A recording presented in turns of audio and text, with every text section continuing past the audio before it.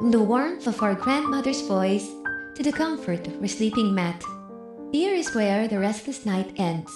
Welcome to Tales for the Sleepless by Lola Dada. The realization hit me like a gentle blow. The runaway sheep was just like me.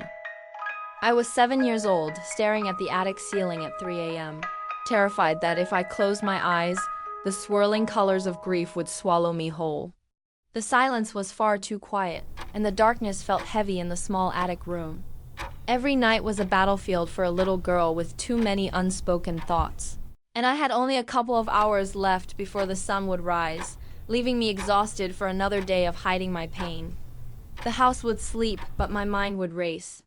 The attic wasn't just a room. It was a sanctuary of echoes, where the absence of our parents lingered in every corner. I clutched the rough edges of the thin blanket, waiting for dawn, until the quiet was broken by the soft, almost imperceptible sound of footsteps on the wooden floor. Sensing my quiet whimper, my Lola Dada walked over and lay down right beside me on the small bed. She wrapped her warm, worn arms around my shoulders and whispered, "Don't worry. Tonight I will accompany you to sleep." In the quiet sanctuary of her embrace, the shadows seemed to soften. Her presence was a tether to the world of the living, a warm contrast to the icy grip of my midnight thoughts. To help me settle, she began to weave a tale about a princess who usually falls asleep easily and quickly. But one evening, while getting ready for bed, the princess saw a beautiful star outside her window and stayed up well past her bedtime, mesmerized by its light. Noticing the time, she hurried to lie down and began counting sheep, a trick she used to drift off. 1, 2, 3. Fluffy sheep began jumping over her head until she reached sheep number 9. Her voice was steady, like a slow, rhythmic lullaby that chased away the darkness. But when she reached 9, no 10th sheep followed. She opened and closed her eyes repeatedly, but the 10th sheep simply refused to appear. The next morning, her grandma, the Empress, noticed the dark circles under her eyes. She asked if the princess wasn't able to sleep well.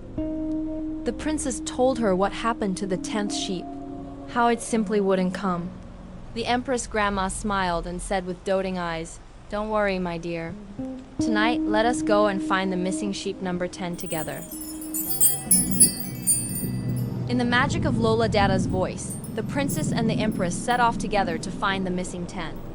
They walked through a misty, quiet field, stepping past the fence where the other 9 sheep were sleeping safely. As they walked deeper into the search behind old trees and deep shadows, a question formed in my mind. Where did the sheep go? Did it really run away, or was it taken by a big bad wolf? I was worried that they would be too late, and that the sheep had already been eaten by the wolf. I eagerly asked Lola what happened next. Smiling, Lola continued the tale. The princess and the empress searched and searched until they heard a faint, distressed bleat echoing softly through the chilly night air. When they finally found the 10th sheep, it was caught in a tangle of dry, thorny vines, shivering but unhurt.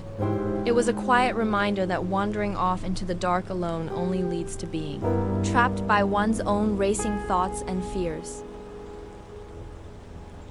Grandmother Empress asked the 10th sheep why it had wandered off. The answer caught me off guard, turning a simple bedtime story into a moment that hit much closer to home. The sheep explained that because the child took so long to fall asleep, it had decided to go for a stroll first. In its eagerness to explore, it wandered too far and became trapped in the vines. The comparison struck a chord within me, making me realize how much of my own behavior mirrored this impatient little creature. The realization hit me like a gentle blow. The runaway sheep was just like me. The 25-centavo Filipino comics I had rented from our neighbor and stayed up late reading under the covers was my own escape. My mind was running away from unprocessed grief because I didn't know how to articulate the loss of our parents. Every page I turned was an attempt to hide from the harshness of reality, a way to keep my mind occupied so the silence wouldn't drown me. Together, the Empress and the Princess carefully untangled the thorns and guided the runaway back to the fold. "You see, Bunsaw," Lola Dada whispered, her voice sinking with the steady ticking of the wall clock and the rhythm of the rain outside. Reading your little comics is fun, but sometimes the mind just gets too restless when you stay up late with it. The only way to find peace is to let the stories rest too.